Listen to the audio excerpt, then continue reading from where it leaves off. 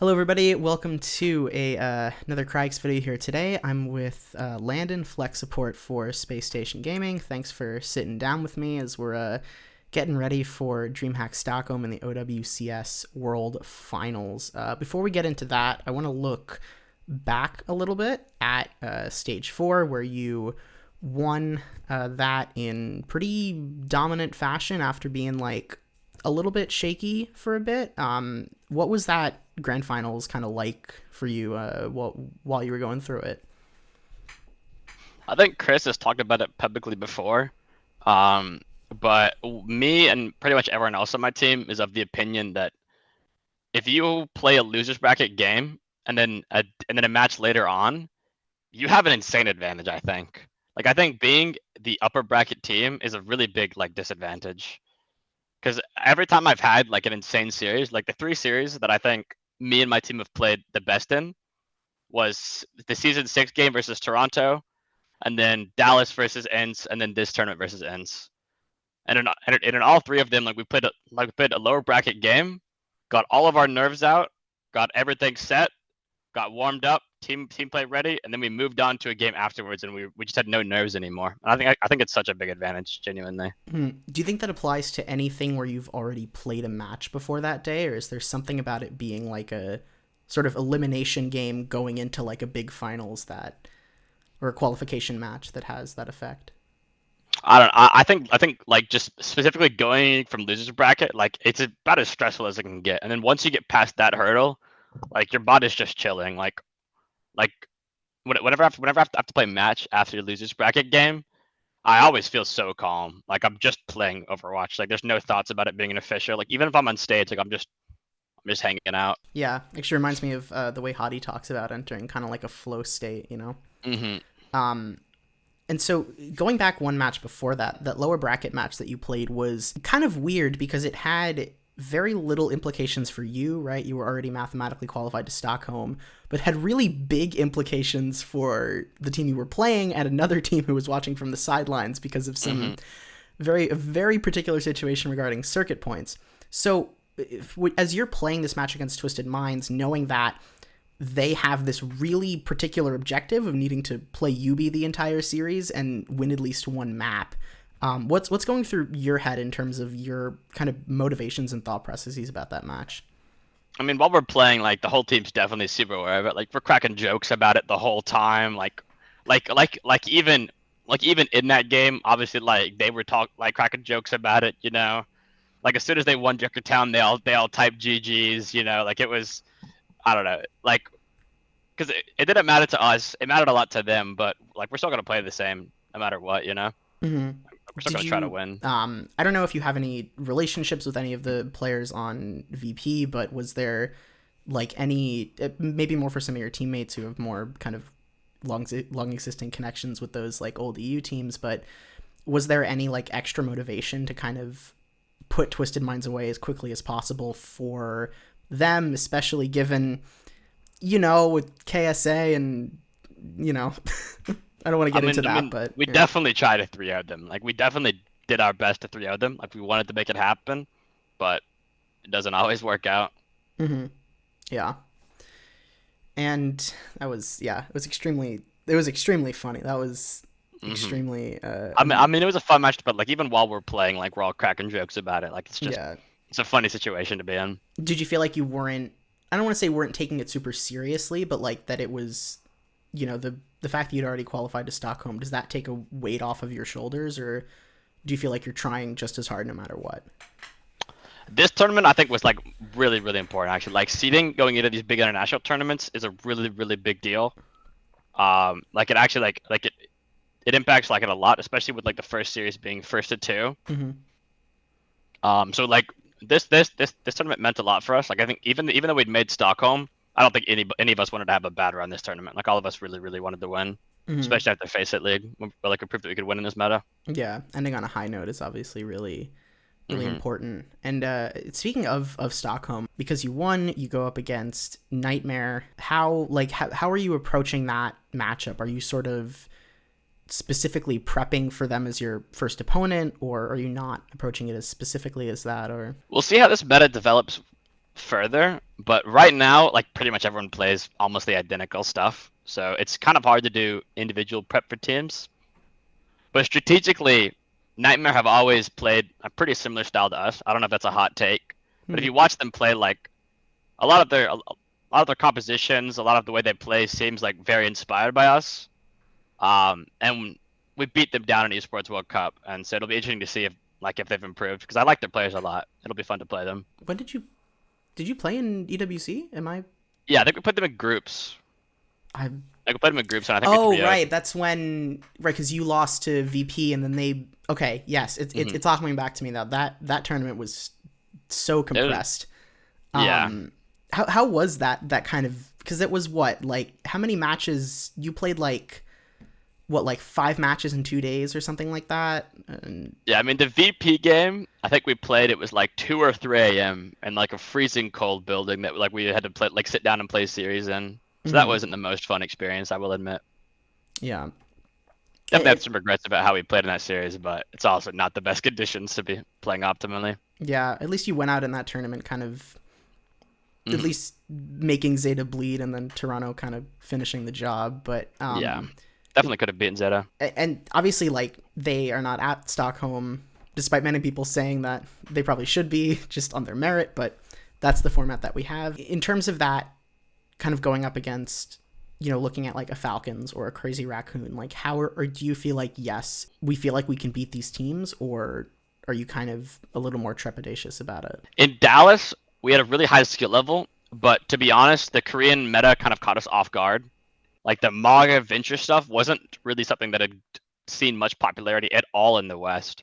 And then so we arrived for that tournament, and then we had like 72 hours to figure out a solution. Whereas hopefully that doesn't happen again, because if things stay the same, then we'll actually have like an equal, like, I don't want to say, I mean like at least we're gonna prepare similar stuff, Because in this meta, I think, like I could see us easily going to grand final, or not easily, but I think grand finals isn't out of the question. What do you think are the defining elements of the current meta that we're in, assuming that it doesn't radically change with the patch that came out today? The initial reactions I've seen. I think Orisa might shift a bit. I'm not really sure about the implications of the Orisa changes yet. But what do you think are the defining elements, or even just the defining hero of this current meta? I mean, it's all about like combos, like ultimate combos and ultimate usage are so important, and like peak timings. Like if your team just has combos drilled down and you have really good communication, like you can go so far in this meta, like we saw in the Nightmare Toronto game. Do you feel like that's something that plays to your team's strengths? I mean, Spitfire like was built on the idea of having 5 English speakers that can communicate and can like have really high communication levels. And even though we've developed new strengths since then, that core philosophy of let's communicate better than the opponent has always like stayed the same. And a meta that suits that is, I mean, like we 4-0'd grand finals, it obviously suits us. Right. Do you think this team is still a continuation of that Spitfire roster at this point? Because now you can have a lineup where you have 3 of the 5 players were not part of that team. Or do you feel like SSG has kind of become its own entity as a team, or do you still feel like you're in a continuation of that London system? I think any player that gets coached by Chris that stays on the team is going to develop is going to learn his system. Because I think Chris coaches the game like his way, and if you work with him long enough, you'd even like when I'm playing the game, like I can have my own ideas, but like I'll also be like, I think Chris would maybe think this or think that. So even though like we have like a big different lineup, like we can have Psycho, Astro, and KSA in, and it's just me and Spark. It still very much feels like it's just the same group, even though it's totally different faces sometimes.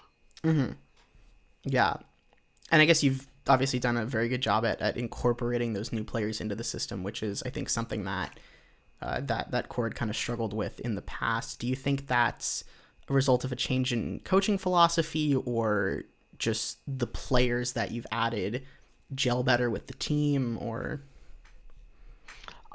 Maybe it's a hot take. I kind of just blame it on time. Like I feel like Overwatch League, even though it was like a year-long format, Overwatch League felt really, really like rushed. Like you arrive in LA, you start scrimming, and then like a month later you have stage one. Like even if you're scrimming like preseason, it's so like scrappy. Like I'm in America. Dennis Lethal was like in Turkey. Like any scrim that we could find with us both playing at the same time is gonna be just an absolute mess. Mm-hmm. Like one of us is gonna be lagging out into the server. Right. So like, whereas like now, like we have like a whole year to build people in. Like even preseason, it's like we had like a while to work Psycho and Astro in, and then once Psycho and Astro are incorporated, then we can bring in KSA and incorporate KSA.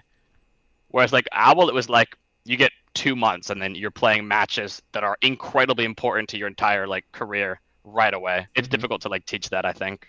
I guess since you had to go through that open qualifier process, you sort of had time to work people in matches that were a bit easier, right? Yeah. I mean, even like the current format, like stage 1 and stage 3 of the current format, they allow you to like bleed a bit. Like you can you can work on stuff you're not strong at a little bit, and as long as you play well in the following tournament, like you can qualify again for LAN. Like you're given opportunities to figure stuff out with new players. Right, and I mean, I feel like we even saw that in stage 4 where like Shock kind of got upset pretty badly by the same team twice, and were still able to make it to Stockholm through the points that they had already accumulated. So I also want to ask, speaking of that kind of ping and timing issue, and correct me if I'm wrong, but you've traveled to Europe to play for all 4 stages, or for just some of them, or? I arrived for playoffs of stage 1, then I played all of stage 4 with Spark. I lived in Spark's house. Just I was a stowaway in his house for stage like the last week of stage 1, and then all of stage 2 I was just in Spark's house. Stage 3 I just stayed home. Maybe that's why we did so poorly. I didn't play that well at stage 3 as well.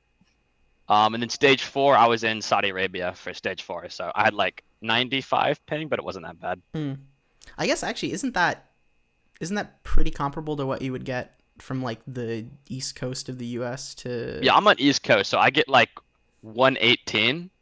I guess that's a bit of a difference, but yeah, it's not too bad, but certain matchups can definitely be a little rough. Like pulse bomb on ping isn't something I wish on my worst enemy. Yeah. Speaking of pulse bombs, great segue by me. Wow.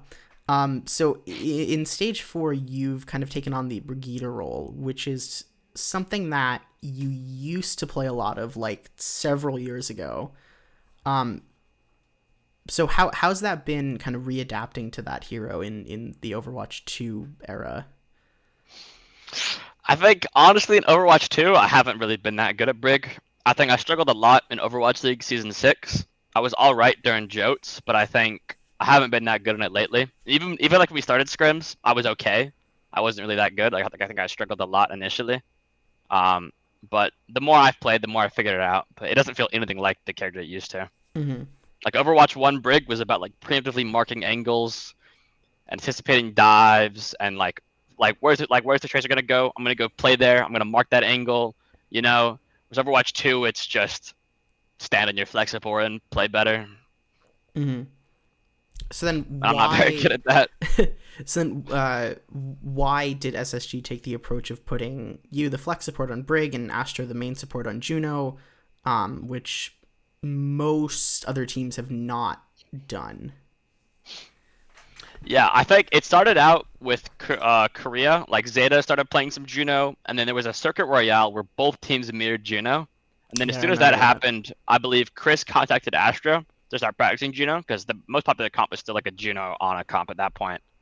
So Chris told Astro to start running Juno, and Astro just put in dozens of hours, like every single day during our break. Like we didn't have scrims or anything, just grinded the character on his own.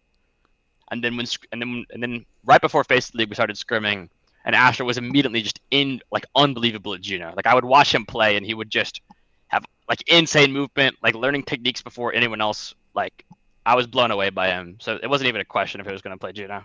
Do you think having you on the Brig instead of the other way around gives you any sort of flexibility with swapping to like a Juno Kiri or a Juno Bap or something? Is that an added advantage in your view? It's definitely an advantage. It's something we talked about initially, but it's kind of like an accident, you know. Like I think even if the meta was 100% Juno-Brigitte mirrors, like it wasn't Faceit League, like our supports would still be the same way. But it is definitely like an added advantage. Like I think in the grand finals especially, me just being able to go BAP when they went far, and even like it's just it's just an obvious big advantage that we have over other teams, I think. Mm-hmm. Yeah. So then I feel like we've talked a lot about Kryix, but I want to ask about a little bit about your other coach, Suji, who I actually spoke to a little bit earlier today. I'm probably going to be writing an article on him because I think not a lot of people in the community, I think, know a lot about him. So like, what is his sort of coaching role on the team, and like what is he brought as an assistant coach? Chris always prefers his assistant coaches to kind of work through him, if that makes sense. Like even on Spitfire with Xavier would have ideas, they'd go to Chris, and then Chris would share those ideas with us, you know, like through his own lens. So Suji, he he's very, very helpful. His ideas are super inspired, but a lot of it is like I think the only person in the entire community that really understands his value, I think, is himself and Chris. But like we're very grateful for Suji, and I can't wait to meet him in Stockholm. Oh, you haven't met him in person before? I've never met Suji. He's a clinical land dodger. Yeah, but he is going to be going to Stockholm. I believe so, at least. I'm fairly certain. I hope so. That's very cool. Yeah. What if you are able to? What's an example of like an idea that he came up with that you thought like worked really well for you? I'm not sure how many people know this, but Suji like didn't play Overwatch 1 at all. He started playing the game just recently in Overwatch 2, so he'll kind of rediscover the wheel a little bit at some points, but it can be incredibly refreshing to get like another, just, I don't know what the best way to say it is, but having like a second person to just have watched all of your scrims, have their own ideas, not have the emotion attached to actually playing the game, to just calmly rationalize and think about stuff. It's so helpful, like really. Like I can't think of any specific examples, but there's been tons of times where Suji just like drops an idea in chat, and then like it sparks a conversation for a whole team, and then we learn and improve off of that. I guess it's like not having all that Overwatch 1 baggage kind of gives you like, exactly a different perspective. Because like a lot of players, myself included, like you've played so many metas that even with the heroes change, it like you kind of just feel like you're playing the same game, you know? Like this meta plays like season 5 Jotes, you know? So like me playing Brig, How so? I'm gonna play it like I was playing season 5 Jotes. Because it just feels the same, like just from like a gameplay perspective. So having someone that comes in without like those preconceptions to give additional feedback or just like basic critiques can be really, really helpful.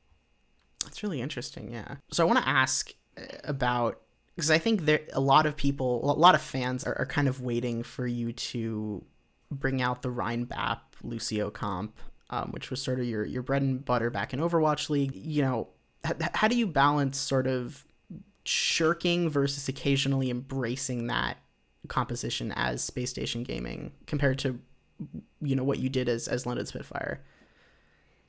Honestly, the way that we played it in season 6 just got totally killed by season 9 changes. Like the Overwatch like season 9 HP changes kind of just killed our comp. Interesting. Like, how like if you watched how we played how we played, a lot of it was like very strategic like card pushes, but it relied heavily on just someone gets a one shot this fight. Like a window fire strike, a window sim right click, a window May right click, or you know, a melt on like a melt in the sky to freeze car, you know, like there were a lot of like we needed to execute very well to secure kills in like a very like small margins, you know? Like really short windows of opportunity. Like okay, like we're forcing cart, I'm gonna window the back, we need to get a kill in 4 seconds or we're gonna lose. Like in season 9, it just feels like they just always live. Like that Ana is like an Ana that gets Widow Fire Strike. He just lives at 25 HP. You know, a sim right click just lives at 25 HP. You know, like they just always get away, and then you just get ult cycled, and then your comp looks terrible all of a sudden. You know, or even small stuff like Winston Cleave got massively buffed start of season 9. Like just like a small change, but like but like a monkey jumping on point and landing on 5 just did a ton more damage and just built ult way faster in season 9 than it did in like right before. That's really Like interesting. maybe we could have even just one-tricked this whole year, I but never even thought like about season that. 9 genuinely just killed our whole comp. Like it killed that whole flow. Because you'll play it like occasionally on specific maps, but I mean, we were so good at it. Like if season 9 had to come out, like probably could have just one-tricked it for a year and just done well. do you miss playing it? I mean, of course, it was. I mean, like throwing Atlanta Rain is never gonna like leave my memory, you know. Yeah. And for the comp that made that a success to just get like just massacred one patch feels terrible. Yeah, that does sound Bring really back bad. Window 5 Strike. like if you go back and you watch that series, how many times did we win fights off just a sim right click through window kills fielder, or Chio peeks a window fire strike, you know, or just something happens, and maybe that's bad game design. Like maybe there's a reason why they fixed it, you know. I'm not sure, but like from my perspective, it just got shot. Like the comp is still playable, it's still doable, but it's nowhere near the power level it was before. Yeah. What was it like? Because obviously, in stage 4, NA had a Rhine one-trick team, and EU had a Rhine one-trick team. SrPeakCheck went quite far, and EU in general has had 1 or 2 one-trick teams. I think even to stage 3, I think had 3 one-trick teams, and even, you know, for some of the top teams, they can kind of always give you a bit of trouble. How do you prepare for, or not prepare in some cases, for teams like that? I think the best thing you can do is just play what feels good. Like it doesn't happen much lately, but we used to have to play like Avoided in Swiss or like in groups or something, and it was just okay. Like Psycho would say, Tracer feels awkward out of that comp. I'm gonna go Soldier or something, and it's like, all right, man, you do you, you know? Right. Like not getting like it's a really fine line between like tossing out your whole theory and then just playing what feels good. But I think treading that line is really important versus one-trick teams. It's like you almost sort of go back to like your basic kind of, yeah. Like if a swap obviously makes it feel better. Like if I had to play versus SrPeakCheck, I would have gone BAP like off break and would have just played like a Juno-Brigitte mirror. How did it feel watching SrPeakCheck very nearly make top 4 playing Rhine Sim Junkrat? Apparently that's a thing now. Yeah, I think their comp has some merits. Like you saw, like in the grand finals of Junkertown, our team played 4 out of 5 of those characters. Like we played Ryan, Sim, Bap, Juno. Like their comp had some merits, and they played it pretty well. Like they could have, like they did a good job. Like the basic fundamentals of a Bap, Juno, Ryan, Sim isn't bad at all. It's a comp that makes sense. Yeah, I mean, I was really shocked when they beat a one-man army, and then they come out and they nearly beat VP. Like, what? What's happening here? So let's talk Stockholm a little bit. And I remember speaking to, I wish I could remember which player said this, but that in terms of kind of the effect of the crowd when you're playing on stage, that it's almost the, you know, whenever they're not cheering, it actually affects you more than when they are. And I think the crowd in Dallas was generally actually was quite friendly to you guys, but are you I mean, we have Hottie, so every crowd is always on our side. Are you excited for what is probably going to be an even more friendly crowd in Stockholm? Yeah, I mean, I've been on a European team for 3 odd years, and I've never played a European LAN before. So I'm really looking forward to it. It should be a lot of fun. I miss Swedish burgers. Should be fun. What's so good about Swedish burgers? If you go to Sweden, you got to go to Max Burger. It is the best burgers I've ever had in my entire life. Like Max, like MAX or MAC? Yeah, MAX burger. Just, it's the best.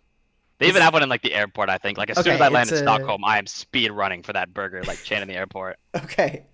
But it is so good. Like I don't know what it is, but I was clinically addicted when I was in Spark's house. I'll put it on my list. Yeah. So after having played with London for 2 years and now SSG, do you feel like you are kind of like an EU player at this point, or, you know, do you still feel like you're an NA player at heart, or kind of somewhere in between? Yeah, it's odd because almost all my friends outside of my current team are North American, because I didn't like grow up playing EU ranked or anything. So like even like the person we play against all day, I've I've never interacted with these people, just because like I just didn't grow up playing these servers. Like I grew up on the East Coast ranked, like the East Coast guys that I played ranked with every day for 5 years are the guys that I'm like the most familiar with, like guys that I watched improve over time, just like me, guys that I watched try hard and rank just like me. So even though like I've been playing on a European team and I love my European teammates, like the rest of Europe, I don't have that much connection to. Like I really don't know or talk to most like almost any other European players. Interesting, yeah. When we talk about Stockholm, I think there's kind of an undercurrent of, I mean, as you said, obviously your contracts expire after Stockholm. Everyone's due, I'm pretty sure. Like everyone signed early year, so like I don't think anyone in this scene has signed a multi-year contract. If they are, I need to figure out how they did it. I would. I'm pretty sure everyone's contract is over after this year. I doubt it. Yeah. Unless someone's agent is that good, but. So are players already thinking about next year? I know we've heard organizations and other people in the scene talk about orgs being kind of unsure about what next year is going to look like and kind of complaining about a lack of communication. But like, for example, players don't know anything. Yeah. Sorry to interrupt, but like players literally don't know a single thing about next year. Like just to be frank, I have no clue if there's a tournament cycle next year. So I'm playing good this year. Hopefully, when my contract expires, and org wants to pay me some more money to keep playing this game. But like players, as of right now, we know nothing. 3.5 weeks until the last tournament. You haven't had any conversations with SSG about like what next year might look like? I don't know if higher ups than SSG have. I don't know about anything like that. But I, as a player, have not been told anything. What do you think worked about the tournament format this year? And then what do you think should be or would you like to see changed for next year?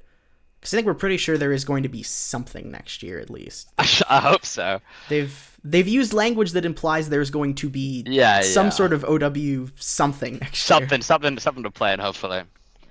I'm a really big fan of like the 4 to 6 weeks of scrims and then important matches. I really don't like really long regular season games. I really don't like if the format is too long without actual like impactful games, it feels really bad. Like I didn't like playing OWCS Swiss because it was just like, I mean, like it was kind of fun because you had like 2 good games, like at the very end you would play 2 good teams, and then you would just go back to scrimming. But besides the Swiss, like which they did change, I really like this format a lot because like I get like 4 weeks to scrim, and then I play a tournament, then I get 4 weeks to scrim, then I play a tournament, and then I go to a LAN. And just rinse and repeat that, and it feels fantastic. Obviously, like there's breaks, and it's a little longer than 4 weeks.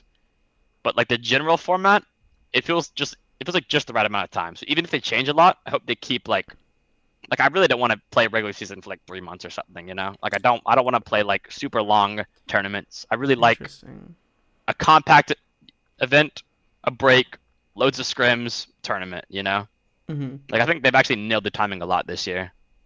And Esports World Cup also helped out with that, obviously. Yeah. What about in terms of like, other kind of more peripheral or like out of game stuff related to like the broadcast or kind of marketing, visibility, stuff like that, if you kind of have thought about that at all? I think it's really tough to expect too much out of the OW Esports like ecosystem right now. Like I think, but if there was anything, I know like when I was first getting into the game, small stuff like I would go on YouTube and see like the Action Esports highlights, and I like barely knew anything about the game, but just watching like random esports highlights and stuff was always super sick. And it would be cool to see like small stuff like that happen, Like even if it was, like even just like small just like highlight something from the broadcast to post, like just something even if it's just short form. Right. It's really odd to have like the only content be 8.5 hour broadcast, 8.5 hour broadcast, nothing for a month, 8.5 hour broadcast, And it's like you've got, people like Sojourn and others who are doing like full player POVs, which is really cool, but like those are, the entire match or several maps as opposed to like, Yeah. kind of highlights. Yeah, that's actually a really Like I good can't shout. like expect anything, but like when I was new, like I would just go on YouTube, Genji montage, and I would just watch a GLDs go crazy. Whereas even if we had a Genji montage right now, none of it's gonna be pro players. Like none of it's gonna be from matches. Like it would be Right. really cool to see like them put an effort into like I mean like they've done an amazing job. I really think like I really can't ask for that much more. But it would be like if I were to demand something, it would be just to add a little more content from them. You know, even if it's like guest stuff, like Brigade Xavier to or like Unter or OC to like do like a 15-minute video on the OW Esports channel. You know. Hmm. Like it would be really cool to see like that channel get more engagement besides just here is a match, month break. Here is a match, you know? Hmm. Yeah, I think part of it is, I think, not having the franchise system means that you can't kind of force teams to give you access to stuff like comms or even like player photos. I've noticed, right? Yeah. Um, which has been one of the things that I've like weirdly missed from the NA and EU broadcast this year is like, Yeah. I think it's definitely hard, but I think as players are getting older, at least on average, I feel like they're more willing to do stuff to help out the broadcast. Like mhm, even this year, like you saw my team tried pretty hard for a while to like start streaming scrims and do stuff to help out the ecosystem. Like I feel like if they were to ask us like, hey, can we just like I'm not I'm not I'm not really sure about specific ideas, but I really feel like uh, some more short form content, just like even if it's literally just highlights from matches, I think would go a long way. mhm. Yeah, I think that's a really good point. Yeah. Is there anything else you want to add or share, kind of about just what you're thinking as we go into this last big tournament of the year? I mean, I'm really looking forward to it. I've learned a lot about myself this year and like how to compete properly, and I'm really looking forward to getting like a one last tournament this year to finalize all of that and hopefully put up an insane result. Yeah, if you don't mind, like what's something that you feel like you've learned about yourself as a competitor or a person this year? Well, being an Overwatch League, um, you have like a really clear multiple people can very easily fire you. You know, if you don't wake up at a certain time or if you do certain things, you are just gone. Like it's just Right. not even like a remote question. Whereas obviously like in this tournament, I have bosses, I have people that can kick me. But in terms of like if I sleep in, I practice at like 10 a.m. like bot review at 9 a.m. sometimes. You know, like if I sleep in a little bit, it's not like I have Chris upstairs who can just come wake me up. You know, like it's like maturing and being at top of my own schedule, figuring out how to like cope with everything like on my own. Like it's just it's just been like a challenge to figure out, but I've enjoyed it.